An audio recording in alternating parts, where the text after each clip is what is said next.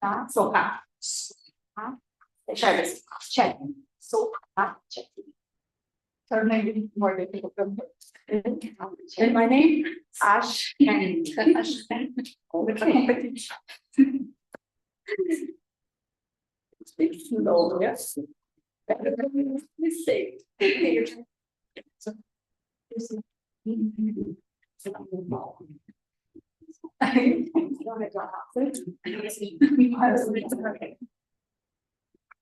Yeah. So, good afternoon, everybody. It's my pleasure to be here moderating the second panel of our event that is 110 years of the Armenian genocide. And this second panel calls Echoes of Genocide in the Current Times. We're going to talk about memory and identity. So you are more than welcome. And my name is Carolina Salgado. I'm a professor here at PUC-Rio. And I would like to present very briefly our panelists. We have in my right side, Ashken Ivotian.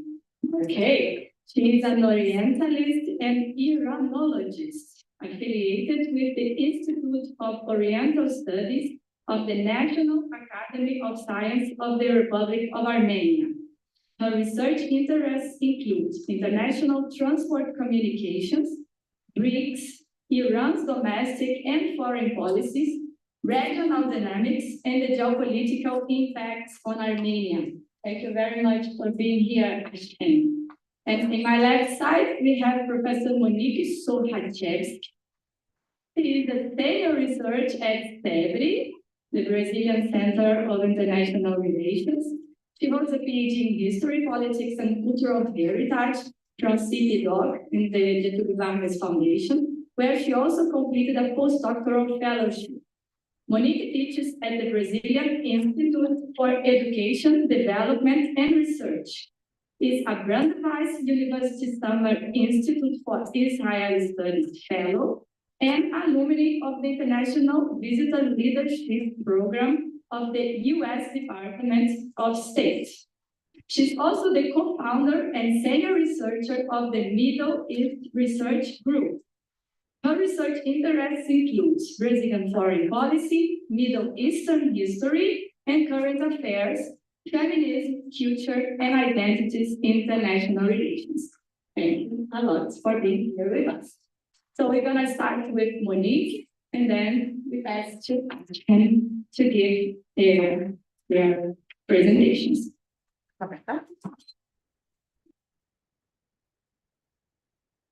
Can you help just turn on the mic?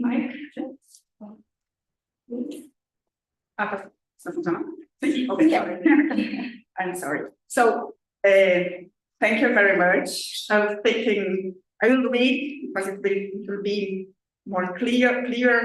And so the title of my presentation is Turkey and Armenian Genocide Between Politics and Academic Research.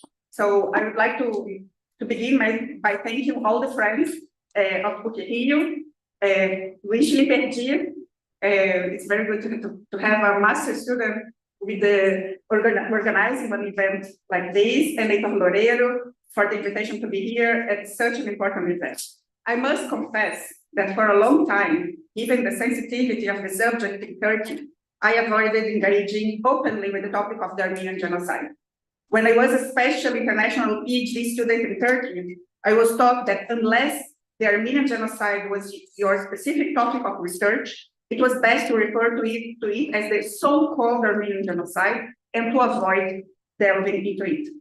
There were plenty of lawsuits, arrests, or even attacks to journalists, writers, and historians involved with this debate. Although I always understood that what happened in 1915 was clearly a genocide, I feared that taking a definitive stance would close the doors to my research in Turkey. Ultimately, it was the signing of a petition in solidarity with the Kurds that marked a turning point to me. Many friends that did the same were fired or expelled. And since the Turkish government's evident support for Hamas and its role in the events of October 7, I have felt increasingly free to engage with the topic, the Armenian genocide.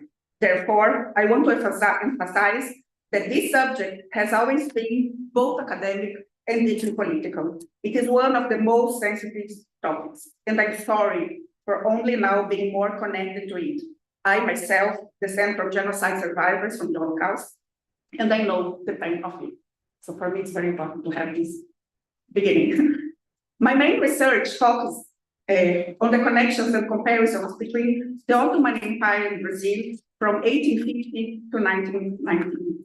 The PhD dissertation was defended as pedagogue with the same program as Julia is now at Getúlio Vargas Foundation in 2012, and later published as a book by the publishing house of the Minister of Foreign Relations at the FUNAG in 2017.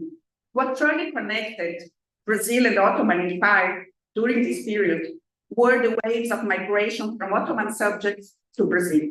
The vast majority were Christian Arabs, including Maronites, Melkites, Orthodox and Protestants, but there were always also Druze, Sunni Muslims, Shia Muslims, Jews, Greeks, and Armenians. The first Armenian immigrants arrived in Brazil at the end of the 19th century in the context of the Hamidian massacres. A large wave arrived after the Armenian genocide, precisely during the final phase of Brazil's relations with the Ottoman Empire, which was the focus of my research.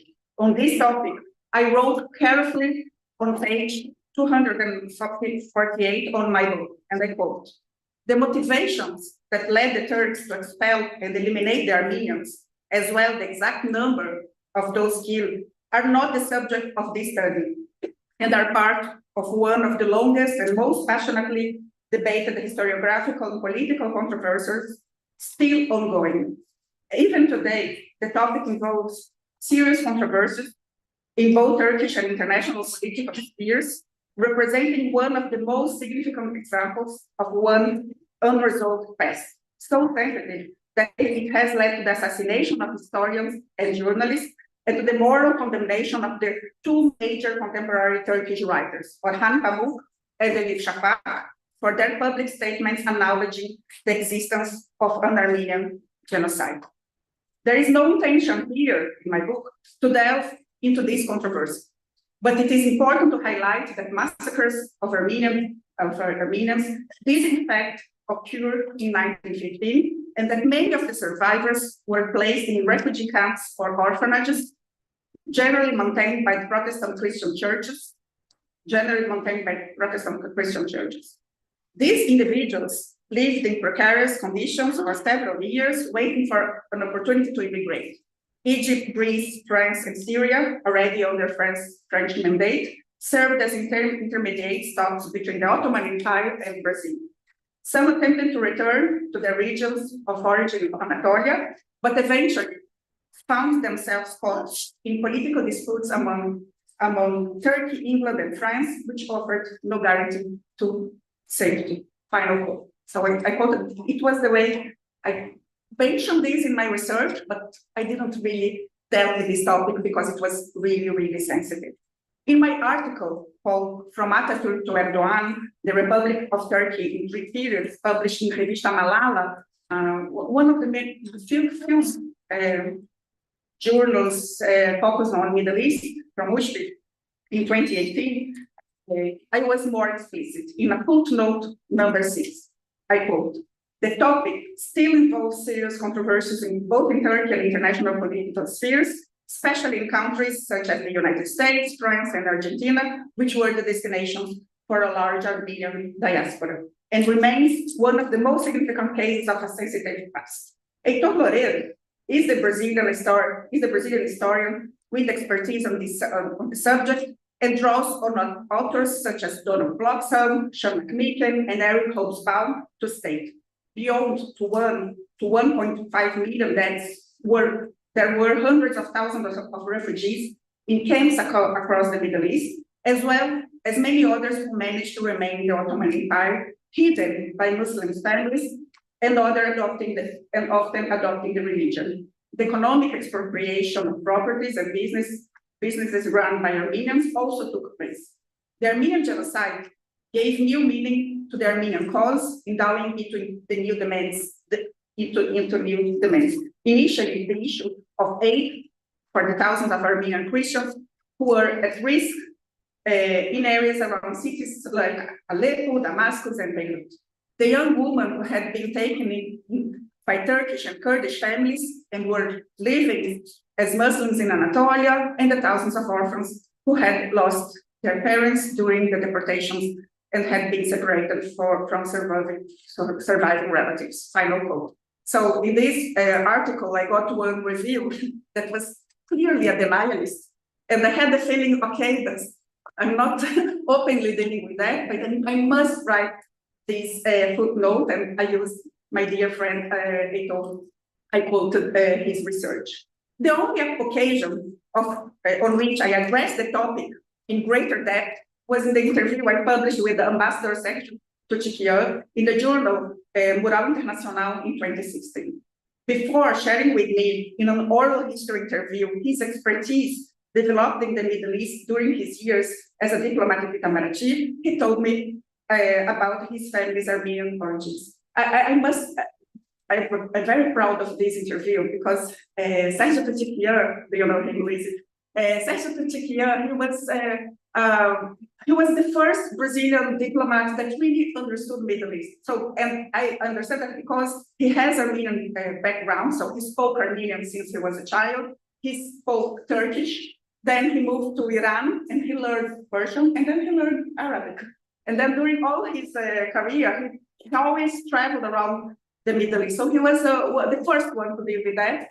And I had the feeling that it was because during Ottoman Empire, there were a lot of Armenian ambassadors.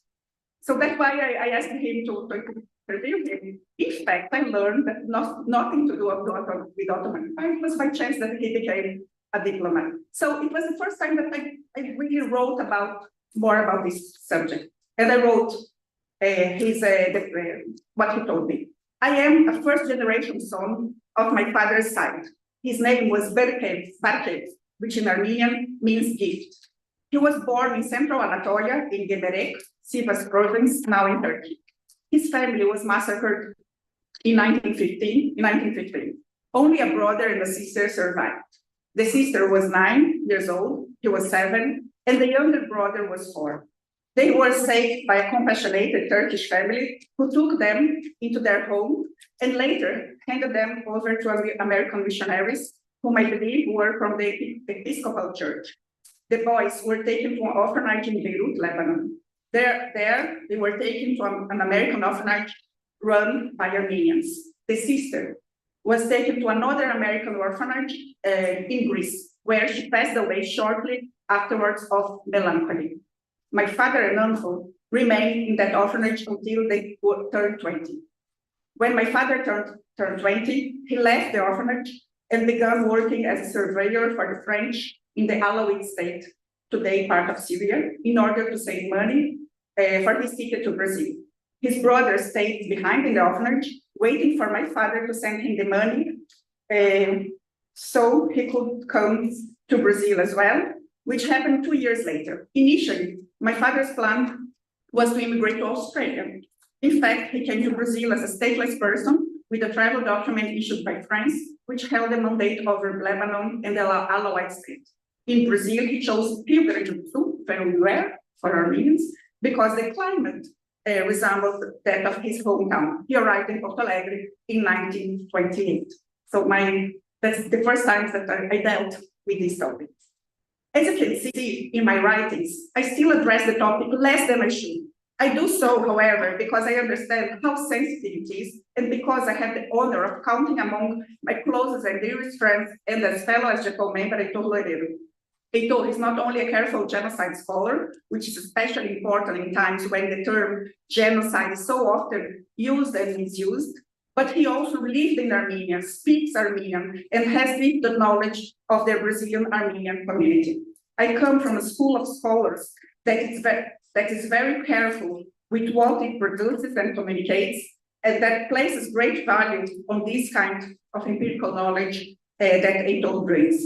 In my many courses on Ottoman history, whether at Japan or more recently in a course that I taught at USP, at the University of São Paulo, I emphasize the more specific context of genocide, such as the Battle of Sarıkamış, which took place between December 1914 and January 1915.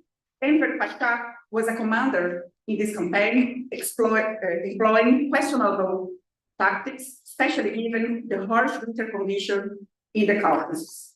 Nevertheless, he blamed the Armenians for approximately 200,000 deaths in this battle. This event, along with the Armenian uprising in Iran, served as a backdrop used to legitimize the persecutions of Armenians.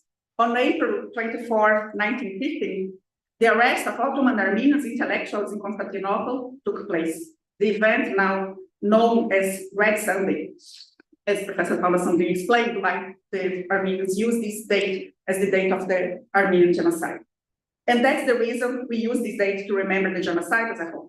After April, there are notices of deportations, expropriations, looting, and desecrations. The deportations themselves carried on out on foot or by train to the Syrian desert. Along the way, there were hunger, starvation, abductions, rape, and attacks by Kurdish groups. Around 1.5 million of the 2 million Ottoman Armenians were exterminated. Missionaries and diplomats raised alarms about what was happening, and there were even reports in the press. It is understood that even German officers, Ottoman allies during the First World War, were involved. The Republic of Turkey, which emerged from the ruins of the Ottoman Empire, does not recognize what occurred as the genocide, however, it was the topic of the discussion in the morning. There is a self-perception that the Turks too were victims during the First World War. Today in the morning, I missed this. I think that we missed this kind of a discussion as well, because for the Turks, after the Republic was established, they had the feeling that they had a huge war, the First World War and the War of Independence, and they had the self-image that they were the victims. So for them, it's very difficult to understand that they made victims, that in fact they are victims. That's one of the topics of all these broader discussions. Turkish authorities emphasize that limitations of available sources. Okay, that they don't allow people to access many of the sources, but they say, oh, we don't have too much sources about this, so we can't use these terms. And there are concerns that recognizing the Armenian genocide could have to follow the precedent set by the Germans in recognition of the Holocaust and involve reparations, as we said earlier.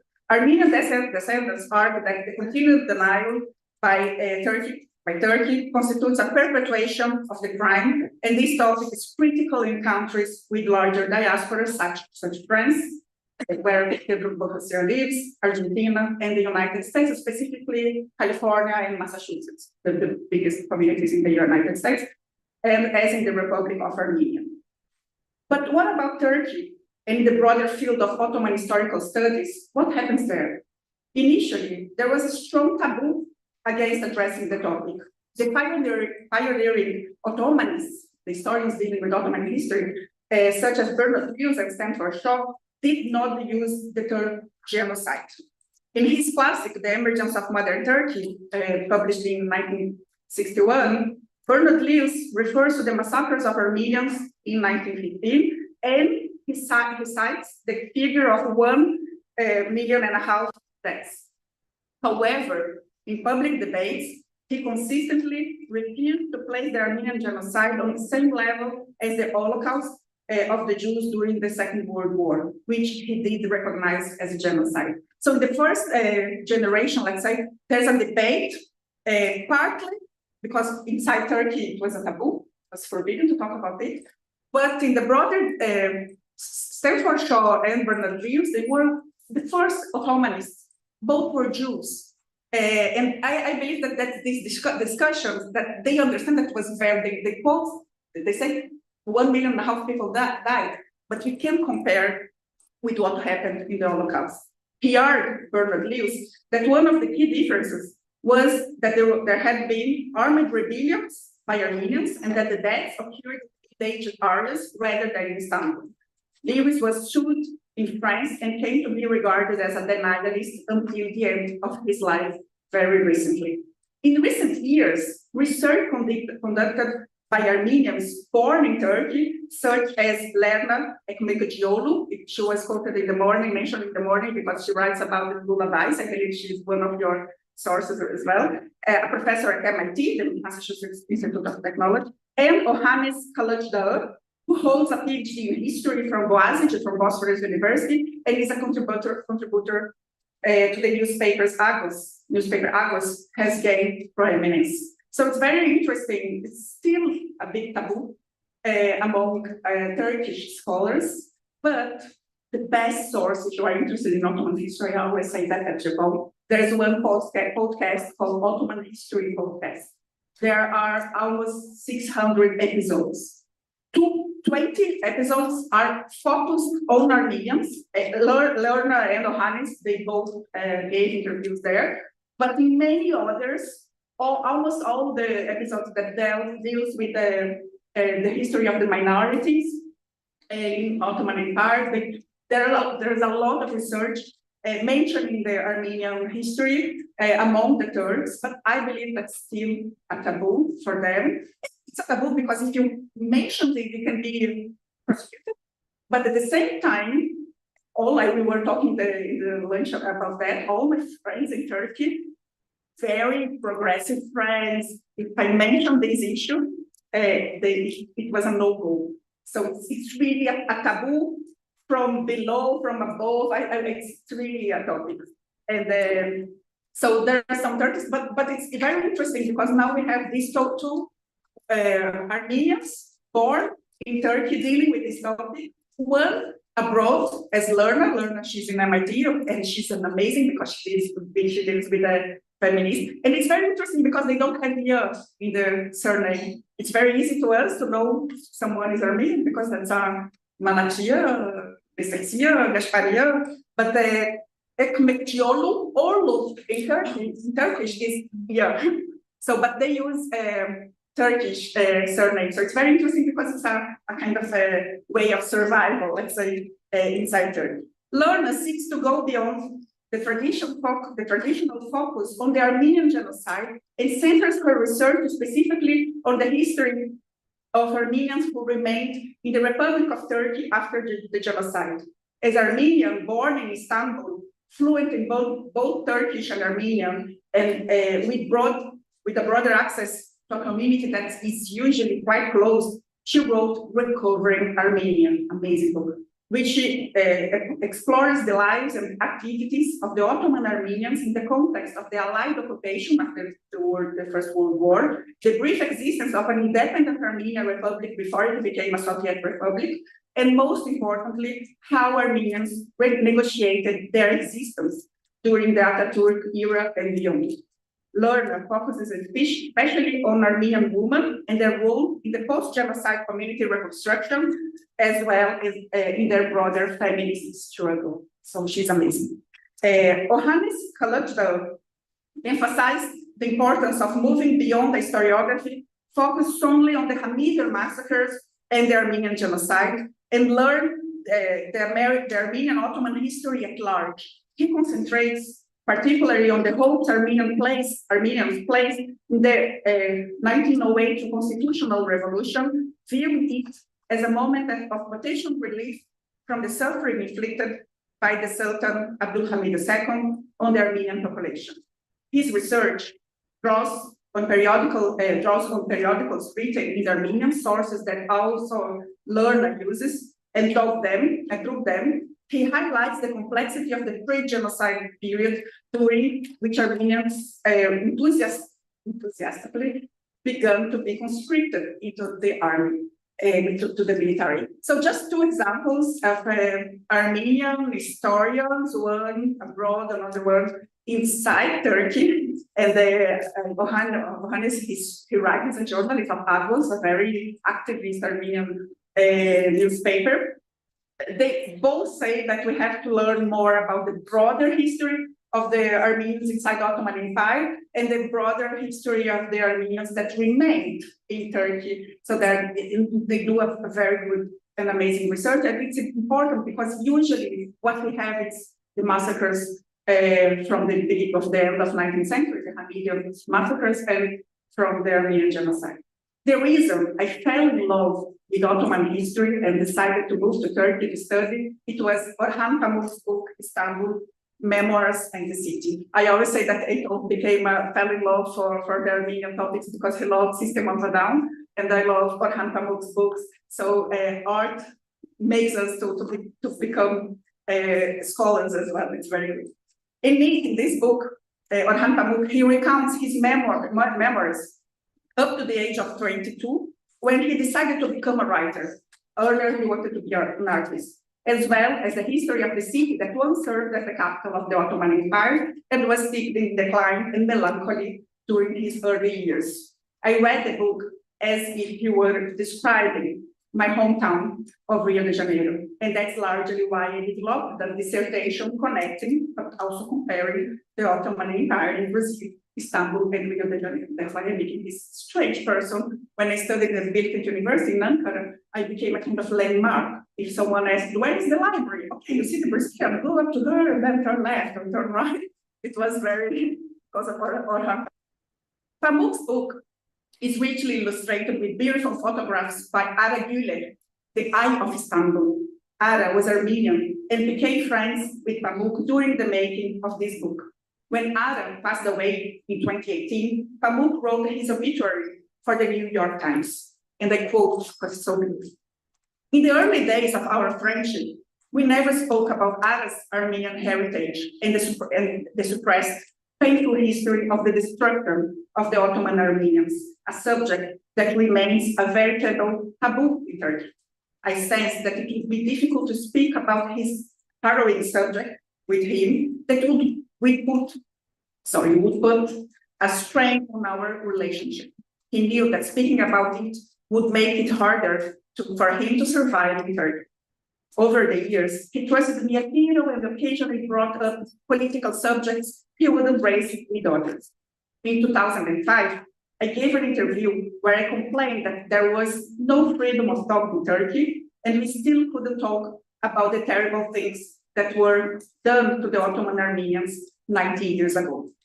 The nationalistic press exaggerated my comments. I was taken to court in Istanbul for insulting Turkishness, a charge that can lead to a 3-year prison sentence. 2 years later, in 2007, my friend, the Armenian journalist Hrant Dink, was shot and killed in Istanbul, in the middle of the street, for using the words Armenian genocide. So it's very serious, this topic.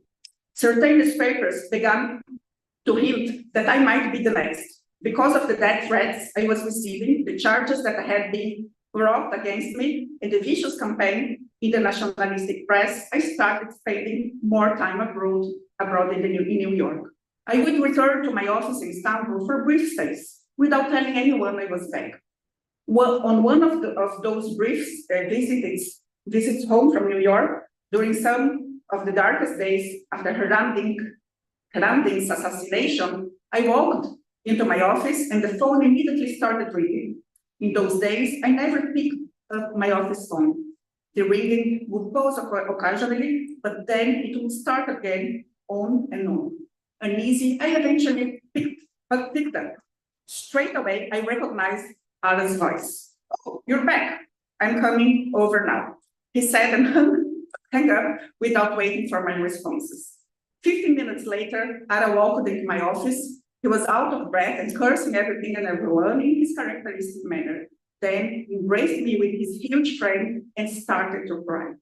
Those who knew Ara knew how fond he was of swearing and forceful masculine expressions will understand my amazement at seeing him cry like that. He kept on swearing and telling me, they can't touch you, those people. His tears weren't slowing down. The more he cried, the more I was gripped by a strange sense of guilt and felt paralyzed. After crying for a very long time, Ara finally came down, and then, as it has been the whole purpose of his visit to my office, he drank a glass of water and left. I no longer felt the urge to ask him about his grandfathers and grandmothers. the great photographer, had already told me everything through his years. In conclusion, much progress has been, so I find that's the final quote. In conclusion, much progress has been made in the historiography of the Armenian genocide, with extensive research currently underway. However, there is still a long way to go when it comes to public debate within the Republic of Turkey regarding its sensitive tests. Unfortunately, as we gather here today, the country is entering yet another phase of increasing authoritarianism, with many journalists, scholars, and artists imprisoned or persecuted, as an open and honest discussion about the genocide that occurred 110 years ago still seems far off. That's all. Thank you. But for me, it was very important to come here because it's a very first time that I have a very public statement regarding this issue. I studied Ottoman history and Turkey for around 20 years. I always was very cautious, and I think that's a very important topic. And thank you for the invitation. And it's for you. Thank you. We all thank you, Monique. It's an honor for us for the first time about this. It's an important topic for your research, but your personal life integrity too. Okay, so next time, please.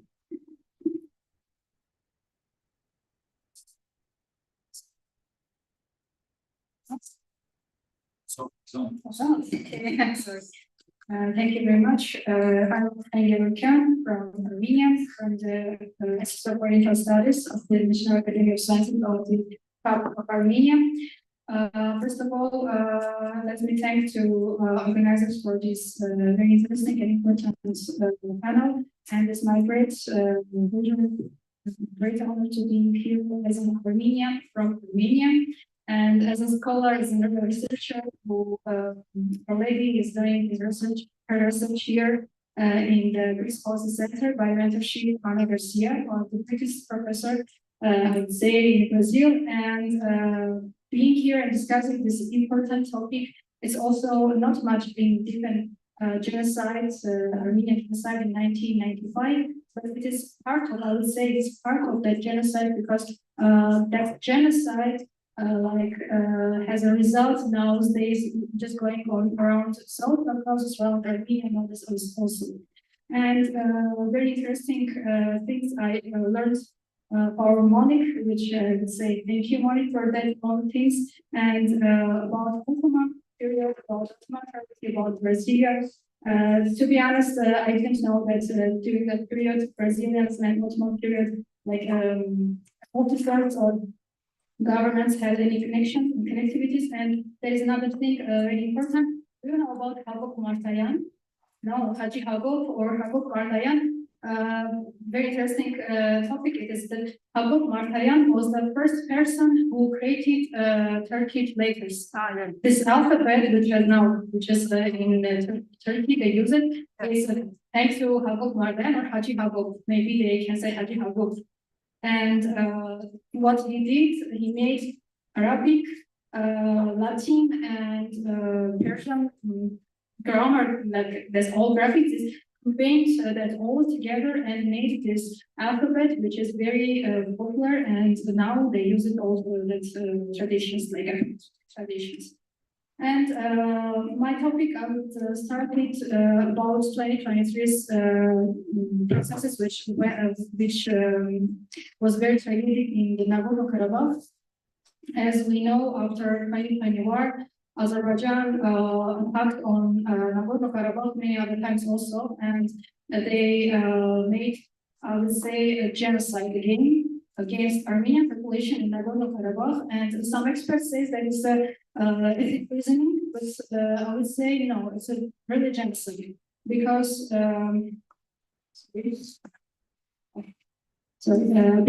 if we think about genocide, first we're thinking about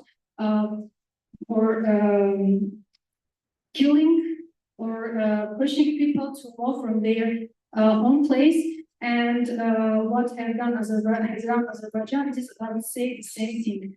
the very first days before September 2023, Azerbaijan blockade Nagorno-Karabakh, blockaded Lachin corridor, which is the life corridor for Armenians in Nagorno-Karabakh, and Azerbaijan forced them 9 months, forced them to be lack of medicine, lack of food, lack of water also, and somehow thanks to Russian military. Other Armenians there could have some opportunity to live because with lack of food, it means you are about to die. And many people in Nagorno-Karabakh really died because of lack of food and water. And there are many experts who really start about that, and they say this is a really crime.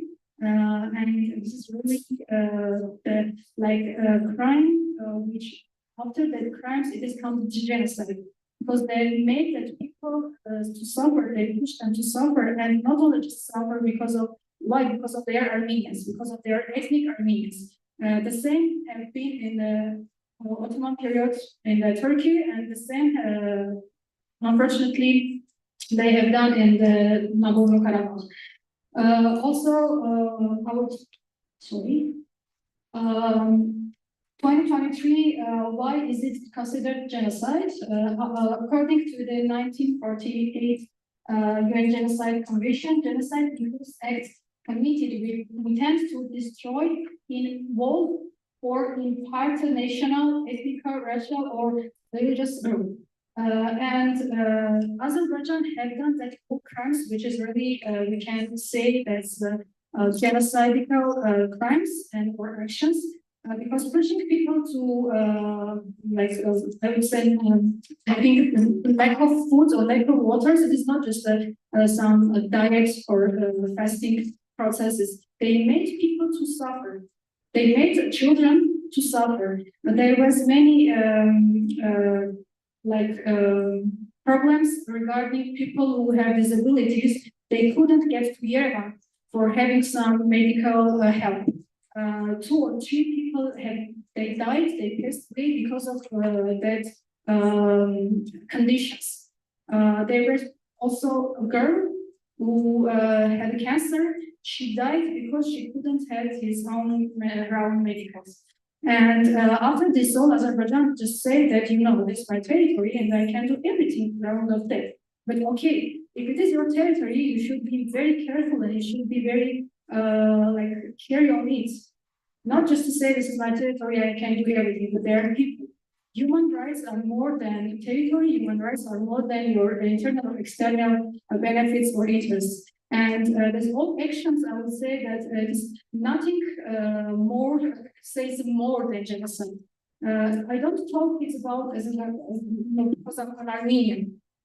At first, I'm a scholar and first I'm a researcher, and I should be very honest with myself and with all of you. And by the way, I'm not a historian, but as a scholar, and we are putting together now, and we are discussing topic which is very sensitive for us, but we should be very attention, carry about current situation in not only Nagorno-Karabakh, for example, only Gaza, also in the Syria, also because the same situation is the both regions.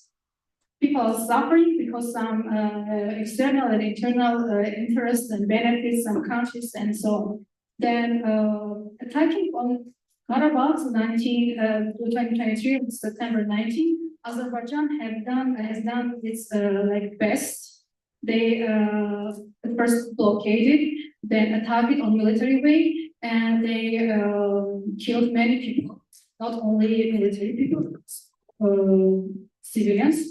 More than 100 people suffered and injured, and more than 100 people passed away because of that whole actions. I mean, only civilians, not just military people. And after that, Azerbaijan just went and just came to the conclusion that it is my territory, and if you want to live with us, you should agree with us all of the processes. And it is in Azerbaijan, it is our land. And you have no right here being as an independent Armenian. And all the Armenians, just what they could be done. They just could live from there. And they went to Armenia at first, Sulik or Yevakulik or some other places. And then, unfortunately, they left Armenia also. Some of them went to Europe, some of them went to America, some of them came here, by the way, and some of them went Middle Eastern countries also. And the same situation, which was in the Ottoman period in Turkey, the same situation Armenians faced in Nagorno-Karabakh also. And about crime, not only against people, but also against cultural heritage. Is somehow I can understand when people can hate each other. For example, I can understand that people can kill each other, but if it is ethnic or national problem, somehow we unfortunately face that. But it is, for me, it is not logical to destroy cultural things or cultural heritages. For example, there are many Armenian churches in Nagorno-Karabakh where really in the very bad situation. Or they're destroyed, completely destroyed, or half destroyed, I would say. And for example, the church, one of the churches, which is this church, it's 18th century church, Holy Mariam, we call it. Holy Maria, I guess it's Maria, we call it Maria, sorry. Yes, Holy Mariam, it's one of the historical church in Nagorno-Karabakh. First thing which our Azerbaijani military forces have done there, it is destroy this church. There's no reason, just destroy this church. And besides this, they did some crime against graves. What they can do, the people dead, and there's graves, both homes there, and they destroy the homes because of its Armenians. And there are many other stupid things, I'm sorry for these phrases, which they done is they killed cats or dogs, which because of their Armenians, cats and dogs. Just because of that, really, it can be very illogical, but really they have done it. And they track Telegram or Instagram or TikTok platforms. They show that, you know, this cat, we find this cat in Armenian houses, and we cutting his head because he's Armenian. How you can identify cat and dog like a national ways is Armenian and we should kill. And they just proudly showed it, they proudly teach it to their children. It's very not humanitarian, it's very, I would say, they teaching their children be Hannibal. Really, it's part of cannibalism. You can kill people because of their national and ethnic identity, and you kill their cats or dogs. What is the logic? And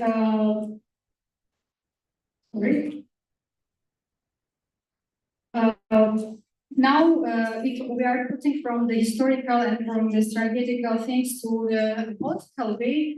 There are many reasons why Azerbaijan attacked on Nagorno-Karabakh in 2023 and what happened before and after that in political way. Because many experts say that there are many reasons, political reasons, why Azerbaijan have done it, because I will surprise three parts. It is my opinion. And first is because of the situation in Russia, between Russia and Ukraine. Ukrainian war has really bad and really, let's say, really bad impact on the South Caucasus and especially Nagorno-Karabakh, because Russia was very busy during the round of Ukraine. Their military forces very busy like in the Ukraine. They again called their part of military forces from the Nagorno-Karabakh also. And the very moment Russia itself has needs, it has needs to be defended, for example, or they have also some needs. And there's very moment that Russia and Turkey, they got some deals together, and that's why Azerbaijan has that opportunity to attack on Nagorno-Karabakh, and that's why Azerbaijan somehow success during this whole process. And but unfortunately, Turkey's like eternal help Azerbaijan was greatly limited. I would say that their partnership really is going rise, and Turkey many times, Turkish president Mr. Erdogan, every time he highlights that Azerbaijan not only just a Turkish country for us, not speaking country for us. Azerbaijan is our brother country, which means we should, as a big brother, we should support and we should defend them in any case. And during this whole processes, 2023 September's processes, Turkey was the first country who sent its not only military but also some weapons to Azerbaijan for that safety, because maybe Armenians can protect itself more than 2 or 3 days, and what would there you should be protect Azerbaijan's military also. And Turkish support to Azerbaijan was great. They played great role, and I would say the third important point was the Israel-Gaza, Israeli-Palestine program. Of course, Israel-Palestine war, it starts 7th October when Hamas attacked on Israel, but officially it starts on October 7th, but non-officially before October 7th, there were many actions when Iran understands that it is time to care about Syria, to care about Lebanon and Hezbollah and Hamas, because if Israel if Hamas attack on Israel, it means there will be a war against Iran. First against Iran also, yes. And 19 September 2023, three Palestinian Arab people have passed away. Israelis killed them because of some unofficially actions. And after that, for Iran, it was obvious that war is about his border, and Iran called its military forces, they have some military groups in Hamas, in part of Hamas, in part of Hezbollah. They called them back, and they discussed about problems, issues in South Caucasus. And they also sent some officials to Armenia to discuss the processes before 19th September. And after that, starts that Karabakh tensions. And the third point is that lack of support by Russia from Russian side, and somehow lack of support from Iran side, that made sense for Azerbaijan to create this everything against, I would say Armenia, against Armenia, because if Iran and Russia, they don't and they can't support Armenia, it means Armenia is not only in the best situation, it means that Armenia should be succumbed somehow, and Armenia, of course, succumbed. Armenians, Karabakh, they just left country, and that during this whole things, that tensions, Nagorno-Karabakh's government, Armenian government in Nagorno-Karabakh, they have really, I would say, gratefully protected their people. That's why, for example, Ruben Vartanyan now is arrested by Azerbaijan government and is jailed in Azerbaijan temple, and they protected their people. They didn't give them, they didn't leave them. They just understand that if the tensions between Armenians and Azerbaijanians will continue, it means Azerbaijan will destroy all Armenian ethical and heritage, everything in Nagorno-Karabakh, just a night, because they had really everything. They had support, they had weapons, they had foods, which in Nagorno-Karabakh wasn't, and that's why the processes unfortunately happened. This is my lovely topic, because that's what I'm here. That's for all of this I'm here, and this is about from the tragedy to the crisis, war crisis to the new process, because after war, it's obvious that now Armenia is in a big position, and we want or not, somehow we should come in some positions, and after war, Armenia should think about its economy and its new opportunities. Armenia now is part of the international also transport corridor, which is very important. Armenia is very important for India, for Russia, for Iran, because they are main countries like creators of that initiative. And as one of the rules for that initiative, Armenia has a big role to be not only part, but also have a great trade and economic rise, economic involved, let's say. And if Armenia can use this opportunity, and if Armenia can take this opportunity, it means Armenia somehow can be part of BRICS also, because one of the main goals of BRICS is to convey all international trade, economic growth together and make great bloc which can rise and which can help all of countries to rise their economy and somehow be against or somehow be an alternative for the Western initiatives. And in this case, Armenia has a why I have three main being of that. The first of all is Armenia's position in location geographically, because it is a crossroad. Armenia is in the crossroad of north-south in Silk Road, like Asian. And for Iran, the second is for Iran, Armenia is more comfortable than, for example, Azerbaijan. Because Iran and Azerbaijan, they have other problems. It is the problem Azerbaijan provinces. In Iran, there is two Azerbaijan Shah, which means Eastern Azerbaijan, and Azerbaijan Kar, which means Western Azerbaijan. And these two Azerbaijans, like weak point of Iran and strong point of Turkey and Azerbaijan, Republic of Azerbaijan. And somehow, because of these two Azerbaijans, provinces Azerbaijans, somehow from Iran's side and somehow from Armenia's side, we call Baku Republic, Azerbaijan Republic.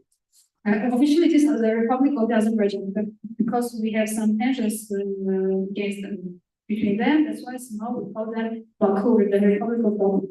And the Republic of Azerbaijan, very well, they understand that great weakness of Iran, which is the two provinces, Azerbaijan provinces, because they are Iranians, but they are talking with Turkish. It's very interesting why they are Iranians and they are speaking Turkish. Because Azari, you know that Azari, which means ancient Iran ethnic groups, Western Iranian ethnic groups who were living in Iran and were living in Iran before Christian and before so on. And these Azari people are originally Iranians. And the language, the dialect is very interesting. It's a bit, not a bit, but very similar to Turkish. And this Turkish language, it is a Uyghuri language, which is somehow different from that. And during Qajar period, Ottoman period in Turkey and Qajar period in Iran, somehow Iranians say that they are called shame, we shame for them because of some not good historical points. And during the Qajar period, Iran couldn't protect itself from the Turkish and the Russian, pressure, because they pushed Iran to accept that Azeri province as a this country, Azerbaijan, created somehow because of Iranian's weakness. And these people now, Azeri people in Iran, they are originally Iranians, but they're talking in Turkish. And it's the greatest weakness of Iran. That's why somehow Iran succumbed because of, their grey wolves. If you know about grey wolves. Grey wolves are radical Turkish groups. They're very nationalism is very, very big ground of them. And they're pushing that groups to some bad actions against not only Armenians but also against Iran, and they are pushing people and paying people somehow in Iran and Azerbaijan, paying people to go against government, to go against Islamic and Shia traditions. And that's why for Iran, it is more comfortable to choose Armenia. Okay, Armenia is Christian, Iran is Islamic Muslim country, but benefits and interests more higher than religion or traditions or something like that. And the third point, which I will separate here, is Russia's and China's support to the Armenia. Russia also has big problems with Turkey. At a glance, it seems that Russia and Turkey are good friends. They're shaking hands, and they are very good when Putin or Erdogan meet. Like, oh, the ceremony events, they will fireworks, I don't know what, but no, they have great big problems, and especially in South Caucasus. Turkey wants that Nakhchivan votes, that Zangezur corridor, and somehow Russia against, and somehow Russia agree with it. It agreed with that Zangezur corridor because of this initiative, because of this international trade initiatives, and Russia against because of some Islamic groups in Russian territory. You know, in Bush, Ossetians, in Bushes, Chechens, by the way, Dagestani people, and they are very radical somehow. And Turkey very well plays on it. During Chechen War, Turkey was the first country who supported Chechens from the Chechens and against Russia. And Russia has good memory. Russia very well understands that if again there are some radical things, Turkey will send not only the people also, they will send their army there. Because they are not friends, they are competitors, many divergences between them. That's why in this case, Armenia has a great opportunity to be part of BRICS and not only BRICS. But there's another thing, wants Armenia or not, does Armenia want or not? And there's another thing, Armenia's good relations with India and with Brazil also because as I said, Armenia is one of the part of an international north-south transport corridor, and India wanted to be, we say, creator of that initiative. And for India also, Armenia was very comfortable, like we say, candidate. If there is a choice between Armenia or Azerbaijan, of course, they will choose Armenia, not because Armenians have good eyes or Armenians more credit, no. Because because Azerbaijan supports Pakistan, and Pakistan, India, they have a problem regarding Jammu Kashmir. That's why this point is important for India to choose a country which is against his enemy's country. And why China? I said about China also because China has problem with Turkey also. Everything is around Turkey, Armenia, everything is around Iran, Turkey, Armenia, Russia. China will choose Armenia not just because of Armenian smartness or something like that. Because Uyghur groups, you know, as ethnic groups in China, they are old, we can say all Turkic groups. And these Turkic people now here in our region, no Turks, originally they are Uyghurs. And China has some, we can say, big China afraid of this Uyghur people and afraid that Turkey can put itself in that processes. By the way, in 2021, if I'm not mistaken, Turkey announced that China is doing genocide against Uyghur people in our territory, I mean in China. But China very confidently said that it is not your problem, it's our internal problem, and we will do everything to make them peace, because the Uyghur people, I don't know why they decided to demand, I guess because of some work conditions. And Turkey wants to make like face that we are a very democratic country and we are like, we can protect our Uyghur origins, like or Uyghur friends in China also, but it just ended. China said it's not a problem, just go and follow your own business.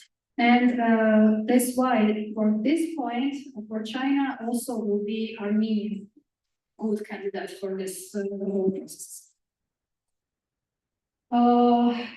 If I say, and what can like BRICS, Armenia can offer to BRICS? It's a strategic location about which I told, and it's economic diversification and IT potential. Armenia, one of the IT countries in the world. Okay, we have no oil, we have no gas, but we have good, smart people who can create something very important for all the world. You know, Armenian scientists are one of the greatest in the world, I would say. And IT technology in Armenia are rising now. We have solar system, we call it solar system, also technological system, and this is one of the greatest in the world. If we compare it with Spain or Portugal, Armenia really is very good on that sphere. And Armenian IT companies are really good involved. They are good with Germany, with Spanish, and some Armenians working on the Microsoft, and not only. And Armenian IT companies really very rising and very good product they have. And for example, some American companies, they're working with Armenia in this sphere. And what we have else, we have good agriculture. Okay, we have very small lands, but Armenia has great agriculture. And what else is important? We have kind and hardworking people. And then the last point that I will say, Armenian, thank you and obrigado for your kind attention. Thank you very much, and feel free for asking questions.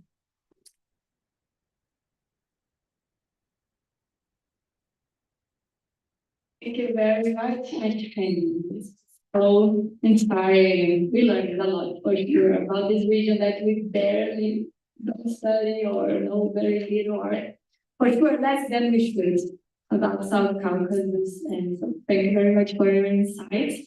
I think I'm gonna open the floor. Yeah, I would say first the panelists, you can ask questions for each other. Sure, yeah, fair enough.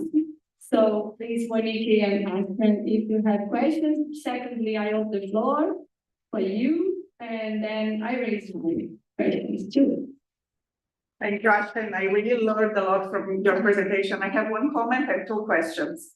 The comment is that, in fact, we are in that very different positions, maybe in opposition to each other regarding how to inform the Brazilian government or maybe the scholars in Brazil. I wrote recently a policy paper for the Minister of Foreign Relations of Brazil. It was published in the last number of Caderno de Política Exterior, the journal of the Minister of Foreign Relations. And for me, Iran has an open imperialist project for the Middle East since 1979. This idea of axis of resistance with Hezbollah, Shia militias, Houthis in Yemen, and Hamas is part of this regional project. Since October 7 in the beginning was good, let's say, because it really shaped the idea that Israel was a military, technology, everything power. It was a failure. It was very bad. But since the pagers incident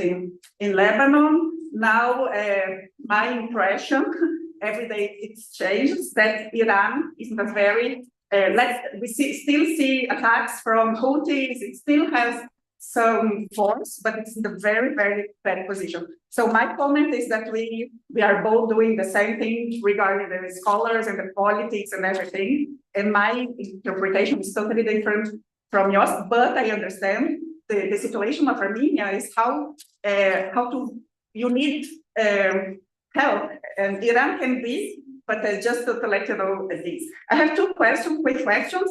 One, I was talking a lot with my military friends, and when we see the broader picture around the world, okay, we had Ukraine, so Russia now is occupying parts of Ukraine. We now have Gaza, and I believe that into a few months, maybe we'll have China and Taiwan.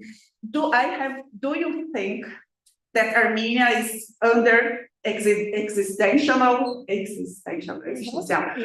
threat that Turkey and Azerbaijan can? You are 2.5 million people there, and do you think that, because I see these people talking about this situation, maybe they're crazy? I'd like to know your interpretation. The second one is the role of diaspora, because I have the feeling, I know many friends of mine, they are experts in diaspora, but they are living here. How in Armenia, do you see the diaspora is good or bad? Especially in the United States, France, and Argentina, where there is the biggest diaspora. So thank you very much. Let's collect a little bit. Okay, Do you have questions for Monique? I just want to add something very interesting, very important. Because as we all are scholars and as we are doing the same thing towards the same goal, really I would gratefully share with you my expert friends' contacts, because I would see the same of you, the same project, and really I will be happy to see how my friends and how our new friends and colleagues doing gratefully a project, because your topic, your I don't know, it's everything that you're doing, it's really great. I didn't know anything about Brazilian autonomous period, and I would be grateful to read your research. Yes, thank you. Research. And something else which I had here, that for me about self-Tikian, yes, one of my professors, he advised me to call Mr. Tikian and have some connections with him, but I couldn't, as I know he's right. No, he lives in Porto Alegre. Oh, He teaches sorry. at SP, right? He's still Okay. I'm sorry. He's retired from the Tamales. Okay, I'm sorry, because I read some research, they say that he's done. No, he's very active in social media. Thanks God, I'm sorry. Yes, and I would say that it's okay, and it's really good if you, with my other colleagues, who done some research and good projects. Can we collect a little bit more than you answer two? So for the floor, please, Rafael. Please tell your name and maybe your affiliation, your interests, some information, please. Well, good afternoon. My name is Rafael, and I have no affiliation at the moment. But He's a colonel from the army, Brazilian army. and history teachers. Starting to. Yeah, but my question is about the north-south corridor. I read something that are Indian interests in cooperation or integration with this route, but in the north, it almost connects with the track of the Belt and Road Initiative. Do you believe that maybe some kind of conflict related to these projects that can jeopardize the possibility of it happens and it afflicts Armenia?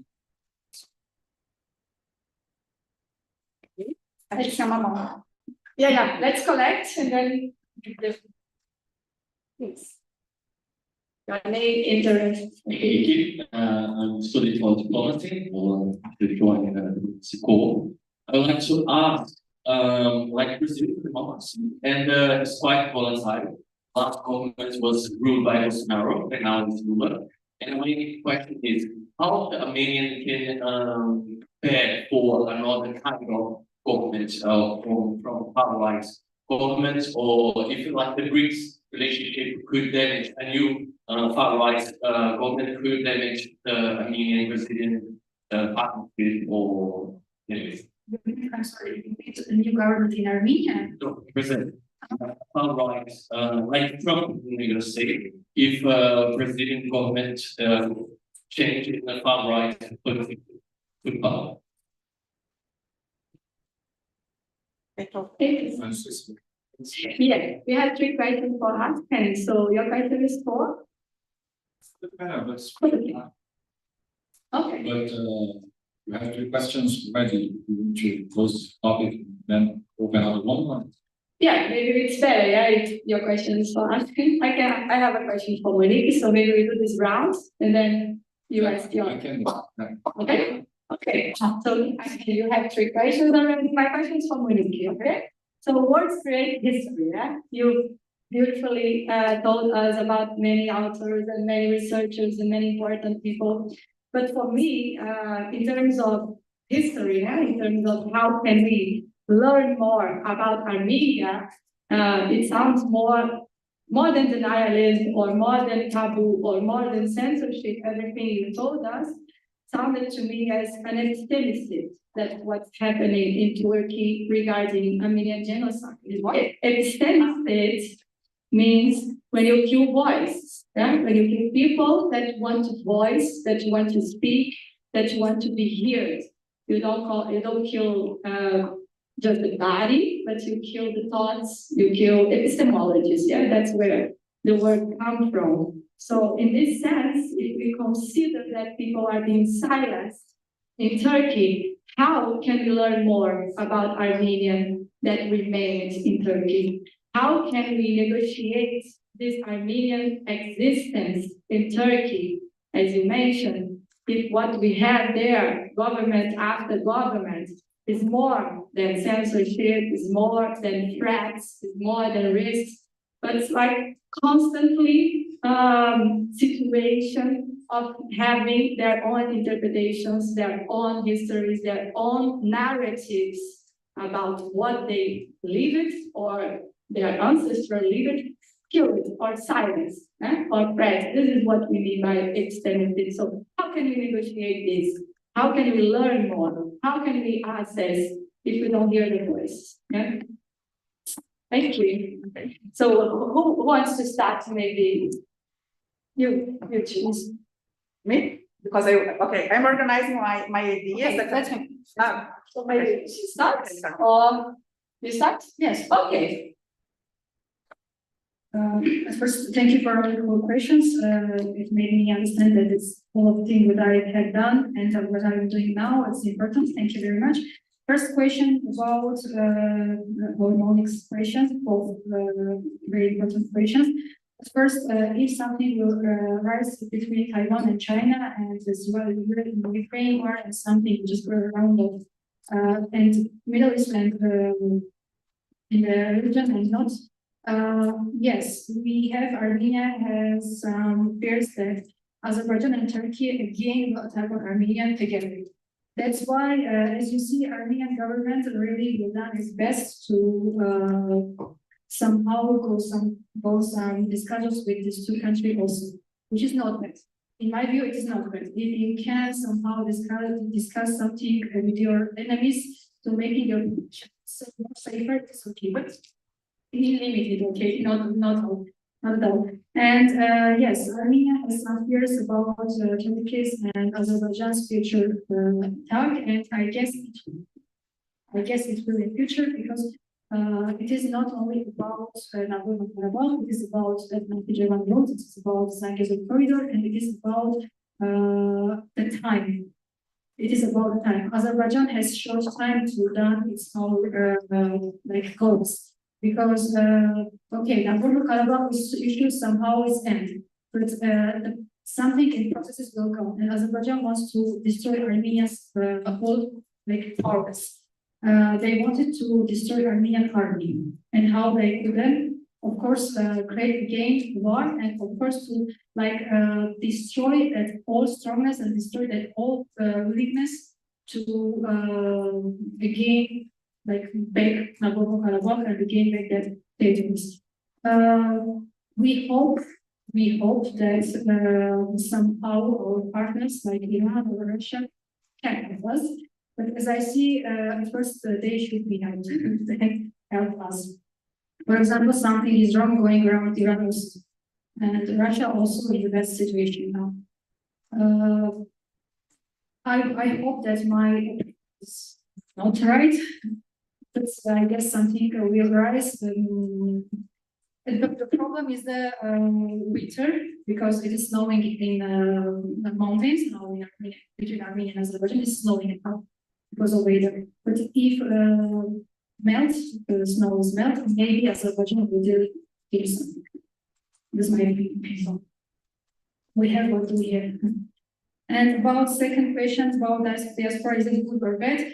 Our diaspora is very important for us, and it doesn't matter government, who will be government, it doesn't matter in which situation, because diaspora is the main and greatest power which we have out of country. We can't deny it, we can't just forget diaspora's importance for Armenians, external and internal like fears, I would say early fears, because thanks to diaspora, many countries view genocide. Many countries understand, and thanks to, for example, Armenian diaspora here, Brazilian Senate, they accepted it, they widespread it, and many people now here knows about Armenian genocide in Armenia thanks to that diaspora. And during the tensions during the wars, not only this war, and in 1990 Nagorno-Karabakh first and second and third war, Armenian diaspora really had great role. They sent anti-humanitarian help, sent everything that they could. And Armenian lobby, by the way, is one of the greatest in the world. Turkey, great weakness of Turkey against Armenia, it is Armenian, the lobby of Armenian diaspora. Every single time when there is a discussion between Armenia and Turkey and Armenia and Azerbaijan, they both side, Turkey and Azerbaijan, they mentioned that you should deny your diaspora, all connection with your diaspora, and then we will discuss that. And it means, yes, really, it means they have fears of Armenian diaspora, which is really grateful. Maybe somehow relations between diaspora and Armenia a bit tensional, a bit not so good situation. You know, every government has its own priorities, its own prospects, but for people, diaspora is really the first point, one of the first points. And I'll just say thank you all diaspora everywhere, because they are doing their best for me and for people. Yes. And your question is referred about ISTC and India's view on that, right? I would say that ISTC and Belt Road initiatives, they are the same thing about different things. It is my opinion. Maybe you are not agree with it. I would say your opinion also. But I would exemplify it. Sorry for this example, but it's very simple thing about Coca-Cola and Pepsi. Why Coca-Cola, right? It makes Pepsi-Cola for making enlarge their industry. And Belt Road and ISTC, in my opinion, is the same thing. China wants enlarge its economy, and China wants to enlarge its economy against Western economies, make alternative, something alternative against them. And how they could be done? Of course, make many roads, of course, make many trade and economic roads. And this ISTC, one of that roads. If you're putting attention on these roads, from where they, let me show something. Okay, doesn't work. In the South Asia, in Central Asia, and South Caucasus, and the Middle East, they were, from ancient period, they were the Silk Road roads, you know, that way. And this time, Belt Road is the same thing, the same Silk Road, name just changed. And this ISTC, just the little part of it. If you're putting these two roads together, it means the whole world, part of it Silk Road, part of it ISTC, and they both are working the same goal. By the way, China is the first country who have a higher investment in the ISTC. And if ISTC is against the Belt and Road, what China give this money on that activity. It means that China spent its money for what? For India's dreams or for Russian dreams? No, it's for its own interest in that initiative. And about India, India's role is very interesting and very important. India wants to be very neutral with China because they understand that they can't be competition on China with China. Because they, by the way, China and India, they have problems in the Aksai Chin. And in 2020, July, it was about war between the two countries. And India understands that its role only to somehow push China be more, I would say, humble. But how it can be, I don't understand. And America wants India to play against China. But India understands that it is impossible. If India, I don't know, has in the future, if India population will, for example, 3 million to 3 billion, even if in that point they can't be competitive with China. China's economy is rising very fast. And that's my view, and I will be really grateful to hear about your opinions. And about Brazilian government and Armenia's perspective. As I understand, and it's my opinion, government doesn't matter. Matter is benefits and matter is interest, the country's interest. For example, right now it's Pashinyan's government, and tomorrow it will be Petrosyan's government. If this country needs help, for example, and if that for that country is important to be part of, to be good with these other countries, it doesn't matter government. Right now, for example, Armênio, he came here, Armenian foreign minister, he came to Brazil, and it is not just for chance, and not because they want to see Brazilians beauty, because of some external and internal problems. Because it's, as Monique highlighted, there is really fear of Azerbaijan's Turkish attack, and we need Armenia need more friendly countries. We need somehow guarantees. I know not all countries can not take responsibility to compete for Armenia, help Armenia, but somehow we need some guarantees if they will attack, for example, how it will be a Brazilian view on this. For example, Brazil will support, but what will be nature? It will be good if the country which can't help be nature, not be support, for example. And Armenian government in this position, I would say, doesn't matter who the head of government. It is important, benefits, interest, and protection. I have my question. Yes, good. You used one amazing word, epistemic. Yeah. Okay, maybe you can help me to make sense of what they said. In fact, inside Turkey, there's a denialism. And two kinds of denialism, let's say. One is what we call don't know people, that they really don't know what happened during the Turks, that they don't know what happened during the genocide, because they didn't learn about that. They don't know. The school, that's our official policy of not teaching about that. And they don't, as they said, they don't want to know as well, because it was their great grandfathers that were connected to it. So that's what one don't know people, that they don't talk about it. But that's a political decision as well of denialism. And it's changed a little bit. Atatürk had one kind of denialism, and it was very important that Atatürk, during the Armenian genocide, he was in Gallipoli battle. So he can say that he was not connected to it. But at the same time, it was during his years from 1923 to his death in 1938 that Turkey was established as a Turkey and a republic, and this topic, the denialism official began then. And now with Erdogan, he's a totally different from his more years as a head of state than Atatürk. So he's reorganizing Turkey in a very different way, but he started saying something in April 24, right? And even in Armenian and everything, he started dealing with this topic for some time. But I believe it was someone in the morning said after the attempt of 2016, it changed, and so it's still a denialism, but in the different ways. And right now, unfortunately, I believe that's terrible time for Turkey. They said that they slapped Turkey and they wake up as Russia. It's really authoritarian. Imamoglu is still behind the bars, and the Demirtas, and it's a very difficult situation for every topic. And I believe that Armenian genocide topic is still there. So we can believe that I can say that there's two kinds of denialism. One don't know people and very political position from different perspectives that they change here, but that's official.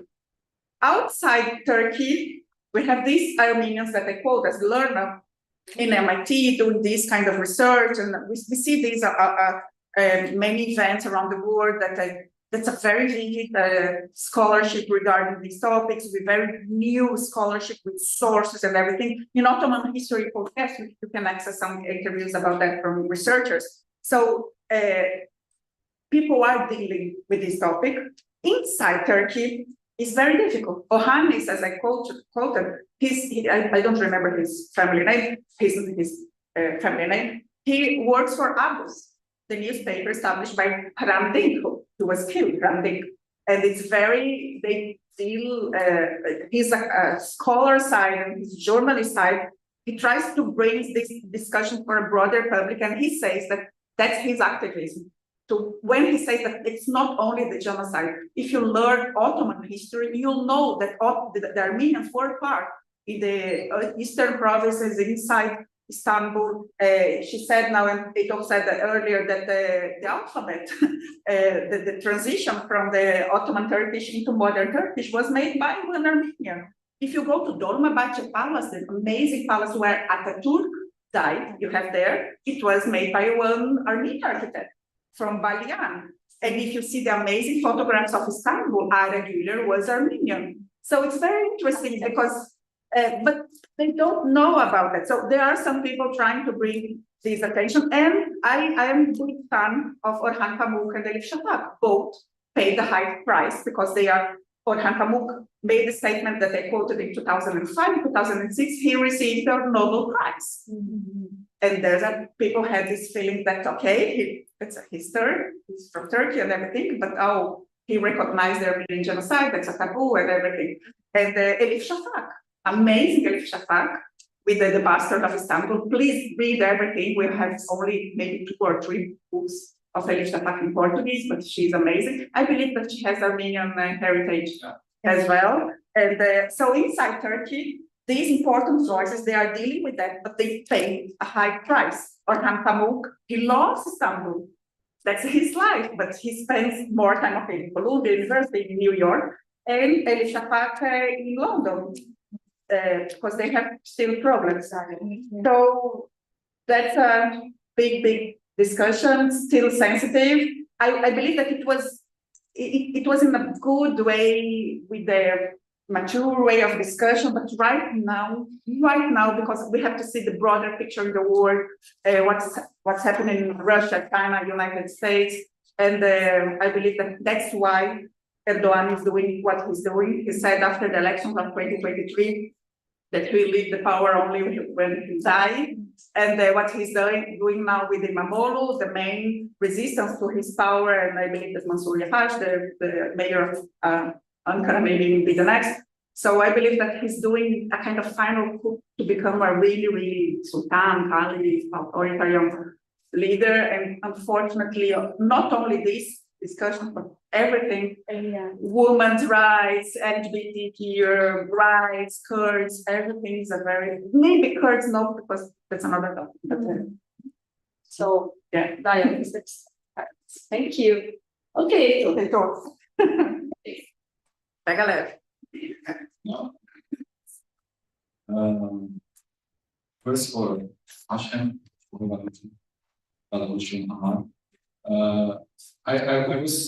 was about to ask you, recent years, Azerbaijan, has established some departments, university dedicated to the Western Azerbaijan, which doesn't exist, it's Armenian, it's the Republic of Armenia.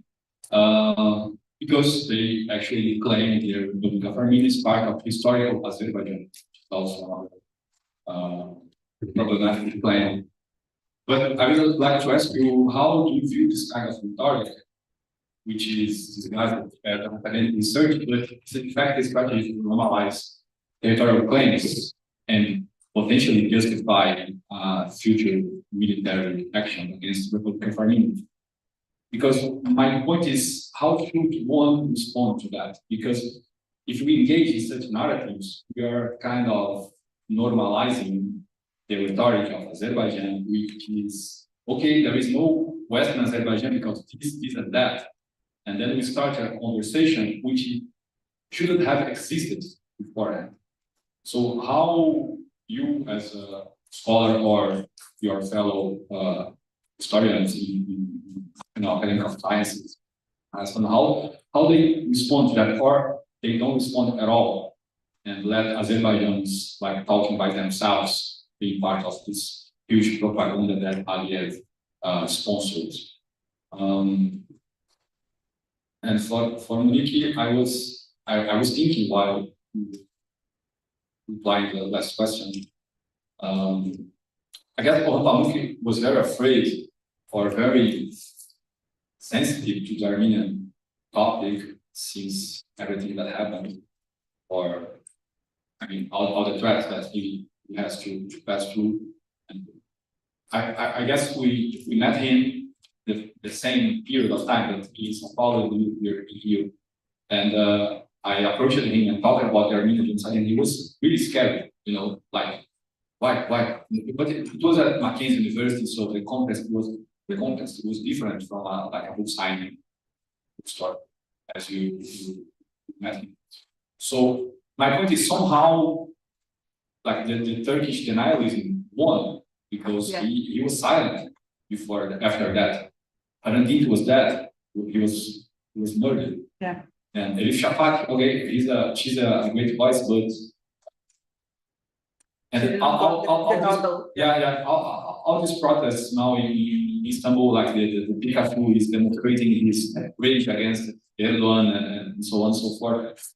I mean, his authoritarian regime that is established in Turkey nowadays. They are that's my opinion. I'd like to hear a talk about that. They are winning, you know, this epistemology battle that Professor Salgado mentioned. They're winning because since they are still in power and they are still like avoiding Armenia to access some kind of resources or people in Turkey, within Turkey to speak about their minds, etc. How is it going to have an end? So that's my question. We have to wait Erdogan die first. Second, if he dies like soon, you know, who is going to be the yeah? I mean, what's next? What's the next not worse than him? You know? So it's like Napoleon III. That's my you know my thank you. I could just complement your question.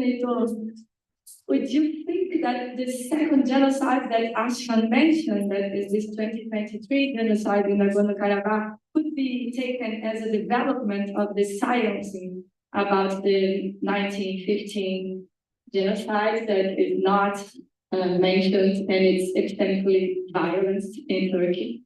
Like thinking about this last invasion of Azerbaijan, use the word genocide, yeah? So we use the same word, could be a development of silencing the first history that happened in 1915.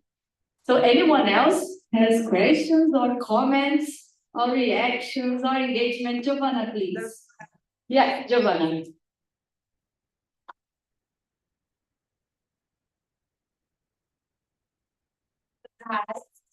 Shy. Don't be. Yeah. I was saying a little bit shy at first, but I'm actually here. I'm a student at PUC. I'm actually here because my family are Ron, which Gypsy doesn't have right to say in English, but there's always Cigano, so Roma, yes. yeah. And my family, my great grandma, she wasn't lucky enough to be at Armênio during the genocide. She was pregnant. Went to Brazil. But my question is, how can students, and I'm a little baby, but that's what I'm questioning, how can we help Armenians and Armenia to be Greeks and this bigger picture, and maybe help have a stability like growth? Can you ask again, please? So my question was, how can students help like Armenia to be at Greeks more like in the bigger picture? Greece? What do you Greeks. Greece. Greece. Okay. How can we help Armenians to be more involved with Greece? Okay. Any more reactions, comments, questions? I would like to ask about the coup.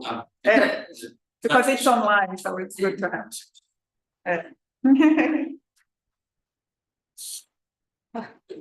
Look, I would like to ask Uli about the role of the communist Turkish Communist Party, because before the dictatorship in Turkey, the Communist Party used to be a force to deal with, because Truman the doctrine Truman to stop the civil war in Greece between the royalists and the communists, and the royalists won. And then the Turkey also was the big game to stop the communist spreading. And Turkey is a very important place. My question is, if the Communist Party in Turkey is still a force, or the leftist supported relevance, what's its role today? Okay, let's start with Monique now. Wow, easy question for me, huh? Heitor, they won, unfortunately. Yes, we met, I think we had this amazing time. I was pregnant with Rafa, so I couldn't go to Porto Alegre or to São Paulo. Then he had a book launch at the Livraria da Travessa. It was really empty. So I had the opportunity to talk to him, that I fell in love with Turkey because of his books and everything. And I have the impression that it was very important what he said. And after 2018, we published this obituary of Ara Julia. So he still had this position, but in fact, and I believe, maybe we can write about that, because he himself, his family was Circassian. And you know that in Circassian, they said that they suffered a genocide committed by Russians in 1964. So I don't know, maybe it's one of the reasons that he's very, he deals with this topic because it's very sensitive. But in fact, I believe that that's a very sensitive topic at all. And he was sued because his last book, he said something about Atatürk, and he was sued again because it was, I don't know, interpreted as something against Atatürk. So these topics are very sensitive, and that's a limit where one writer can all the time have this kind of public fights and everything. And regarding Erdogan, I believe that in the beginning he tried to have his sons, maybe one of the forgot the name. One of the son-in-law. But right now, I have the impression, and for me it's very interesting because I follow this guy on Instagram. I believe that Hakan Fidan, the current Minister of Foreign Relations, is the guy that he wants to be his when he dies. And it's very interesting because he comes from the intelligence, and it's very, very interesting to follow him. I gave a lecture at Argumento, and I showed that for one side, Imamoglu is a big threat, because Imamoglu is very popular, is very young, and although he's from GRP, he had his family from a religious family, and he has Imam Olu, so his surname is still connected to a religion. So I believe that the threat is Imamoglu, and the guy that he wants to be the inheritor. It can be Hakan Fidan. Regarding the second genocide, I believe that this discussion is more, we can follow this more with the Armenians, with the academics, with the scholars dealing with the Armenians. I don't see this inside Turkey, maybe because inside Turkey they had inflation, they had an earthquake, and if you follow the media in Turkey, you see what Erdogan wants you to see.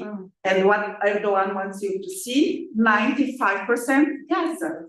The problem of the world is Gaza is a problem. In fact, Gaza is a huge problem. It's maybe it can use the word genocide. So he's the scholar here. I'm very cautious with this term. But for the Turks, that follows it's very interesting because the Russian disinformation, they have no choice. They don't succeed inside Turkey, because Turkey is very keen of his media and everything is there. So when they talk about Azerbaijan, they had one. It was in his PowerPoint. One people to states, right? One nation to states or something. So yeah, one country, one nation, two countries. So this idea that if I went to Baku, when you go to Baku, you see all the Turkish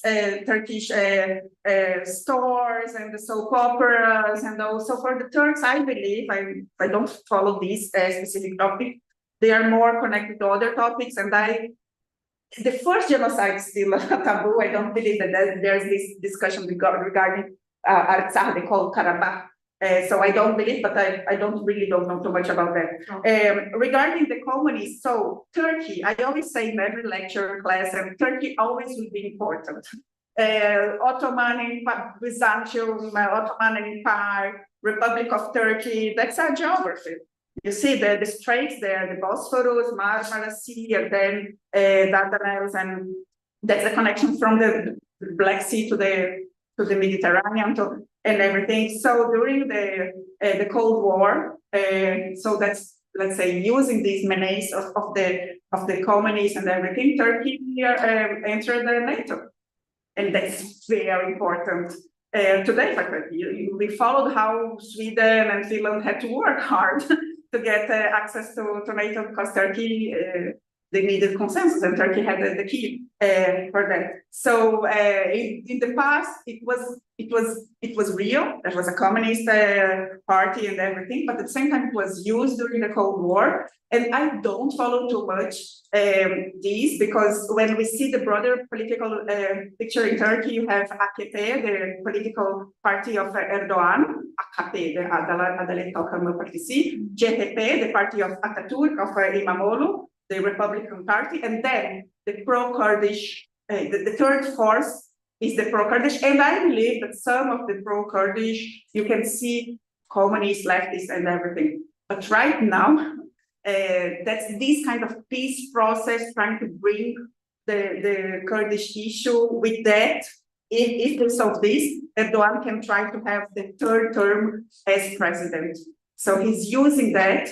It's not really political debates and different views. I believe it's more, it's amazing to see how democracy dies from within. He uses all the democratic ways to make the country to become every day more an autocracy. So I don't know too much about right now. I never saw, I live in Ankara, I went many times to Istanbul, I talked to many people, I never learned too much about that. So sorry.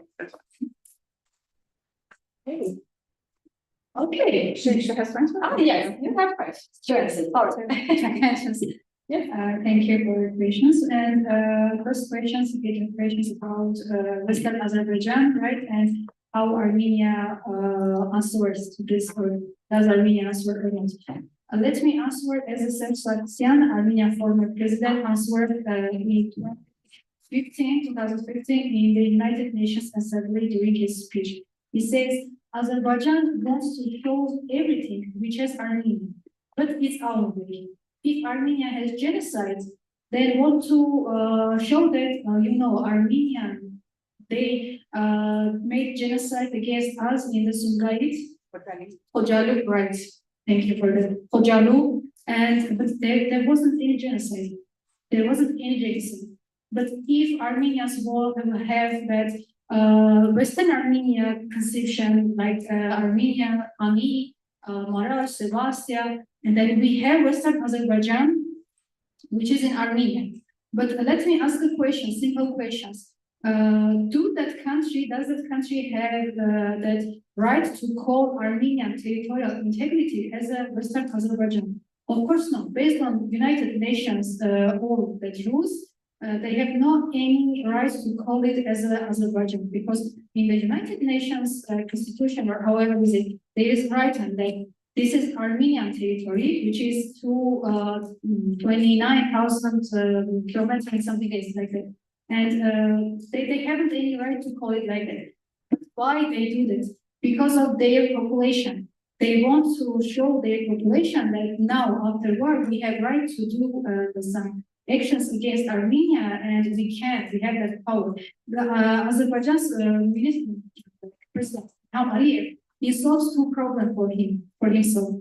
At first, he wanted to, like we said, wash his father's face from that lost in Nagorno-Karabakh's first war, because Heydar Aliyev, he lost it. And in these actions, through these actions, he wanted to wash his father's own face.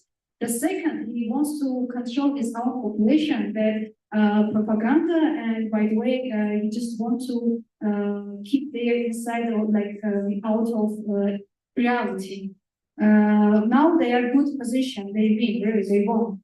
And Ilham Aliyev, he wants to his population be more under the, we say, efforts or not much like willingness or excitement. I can't explain it in English. It is really hard to explain it in Armenian also. But there is good word in Persian. We say it, I don't know, in Turkish, "Kafti." It's as a you are under some pressure and you are under some efforts or some hopes, dreams, but it is not real. And sooner or later they face something real, which is not really good. But from Armenian side, what Armenia don't reply that this moment it is not useful. This moment it doesn't work, and this moment it doesn't help anymore. Because this moment, European countries they buy natural oil gas from Azerbaijan, and they be as a silent and blind because they need that sources. And of course, Armenian scholars can reply and can do many researches on that. They can publish it, but government this moment they don't support it. They, not because of they don't want or something like that, but this moment it is not much useful. Okay, in every single moment we can say no, Azerbaijan is wrong.